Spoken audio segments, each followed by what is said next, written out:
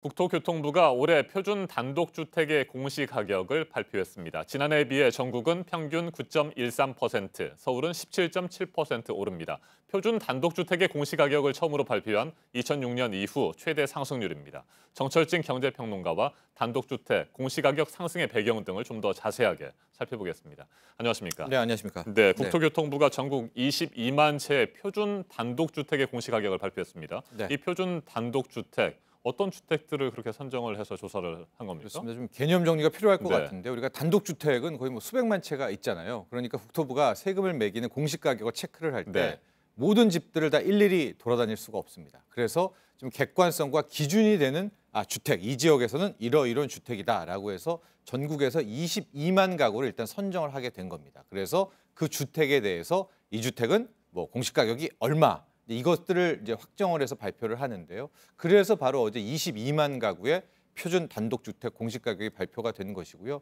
그래서 이제 어제 나온 것 중에 네. 1위가 이제 이명희 신세계그룹 회장의 주택이 공시가격 1위를 차지하지 않았었습니까? 그랬죠. 그러니까 그때 드는 의문들이 아니 그러면은 한남동에 있는 이건희 회장 주택이 더 싸단 말이야라는 건데 그 표준 단독주택에는 이건희 회장 집은 빠졌습니다. 한 3년 그렇군요. 전부터. 왜냐하면 너무 비싸기 때문에 왜곡을 시킬 수가 있잖아요. 그렇게 표준 단독주택이라는 것은 하나의 기준이 되는 해당 지역의 집이다. 이렇게 보시면 네, 됩니다. 22만 채의 표준 단독주택의 공시가격은 결정이 됐고 네. 그렇다면 다른 단독주택들은 언제 결정이 되는 겁니까? 그러니까 개별 단독주택들은 네. 아마 4월 말까지 이의 신청도 받거든요. 아하. 그것까지 다 처리를 하면 이제 4월 30일 날 모든 주택에 대해서 당신의 공시가격, 세금 내 기준 가격은 이겁니다라는 게 확정되게 됩니다. 네, 앞에서도 말씀을 드렸습니다만 2006년에 처음으로 표준 단독주택의 공시가격이 발표됐는데 네. 13년 만에 가장 큰 폭의 상승률이라고요. 그렇습니다. 이 배경이 예, 뭡니까? 뭐 집값이 오를 때도 이 단독주택 같은 경우에는 한 4%,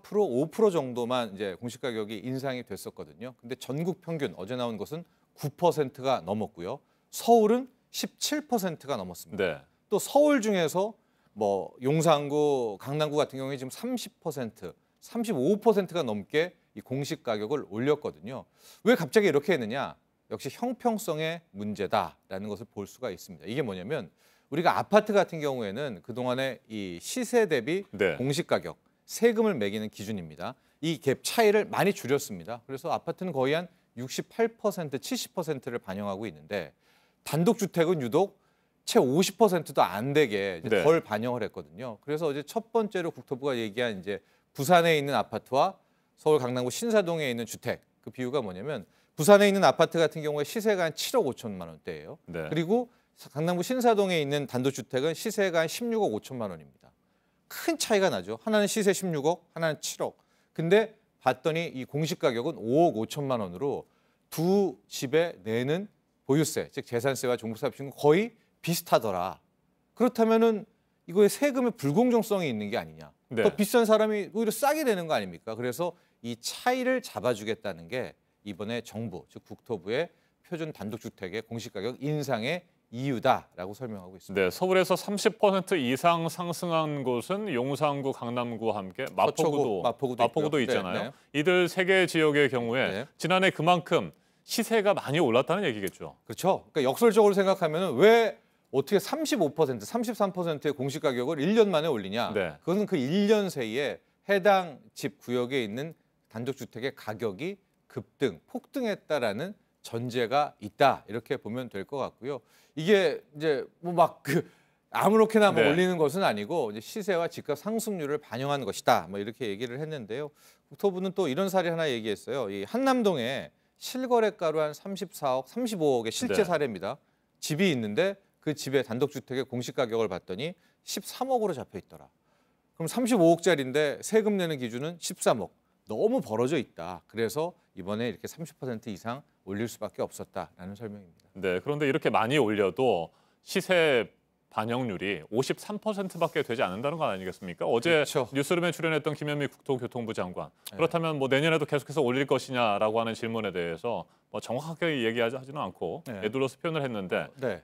지금 뭐 조세 형평성 이런 문제를 감안한다면 53%밖에 되지 않기 때문에 계속해서 올라갈 수밖에 없는 상황입니까? 그렇죠. 그렇게 이론적으로 하면 그게 네. 맞죠. 또 어제 이제 시민단체에서는 80%까지, 그러니까 아파트가 지금 한 68%, 70%니까 그 정도는 최소한은 맞춰야 되지 않느냐라고 한다면 지금 올해 이제 올렸지만은 그래도 아파트 70%에 비하면 50% 낮지 않습니까? 그럼 내년에도 또 올려야 되고 또 올려야 되고 해야 되는 게 원칙상 맞지만은 네. 여기에 대한 대전제는 일단 우선적으로 집값이 유지되거나 상승해야 된다는 이제 첫 번째 대전제가 하나가 있고 두 번째는 우리가 황금성의 측면에서도 살펴봐야 될 것 같은데 아파트는 시세가 10억이다라고 하면 거의 평균적으로 3, 4개월에서 길면 6개월 내에 그 언저리에서 매매가 됩니다. 네. 근데 단독주택이 10억이라고 할 경우에는 그 시세에 따라서 이게 쉽게 매매가 되느냐? 아파트와는 큰 차이가 있거든요.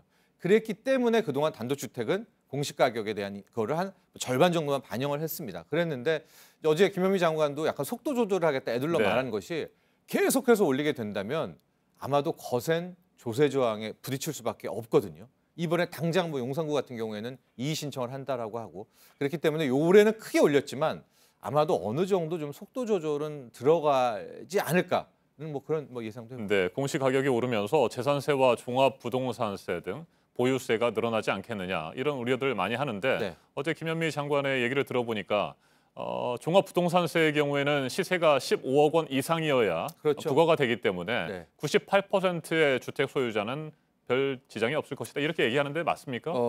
예, 그러니까 제가 어제 이제 뉴스룸에 나왔던 김현미 장관 인터뷰도 다 봤고요. 네. 그 전에 이제 했었던 그 국토부의 그 기자회견도 다 봤는데 이것들을 굉장히 좀 신경 썼다. 뭐냐? 세금 폭탄 프레임을 조금은 걱정을 많이 했던 것 같아요.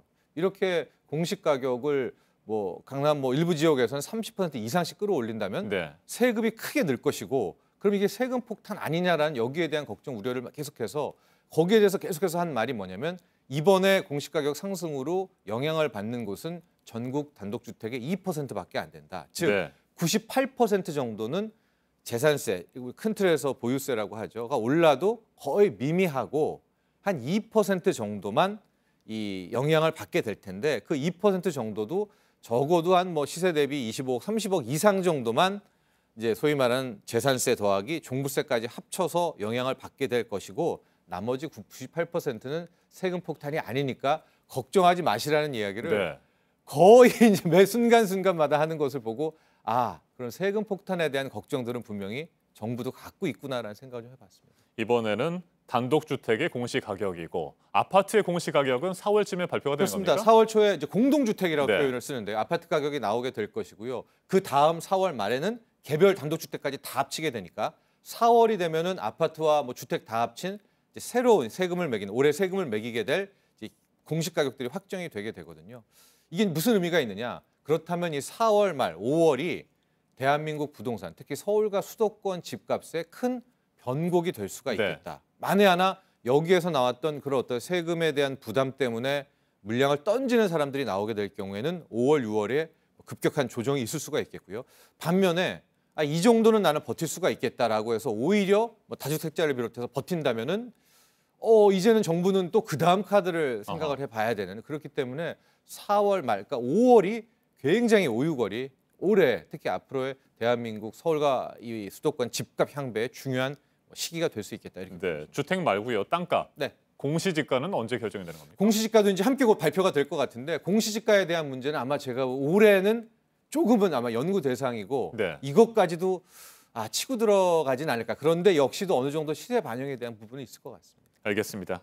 여기까지 듣죠. 정철진 평론가님 말씀 잘 들었습니다. 감사합니다. 네.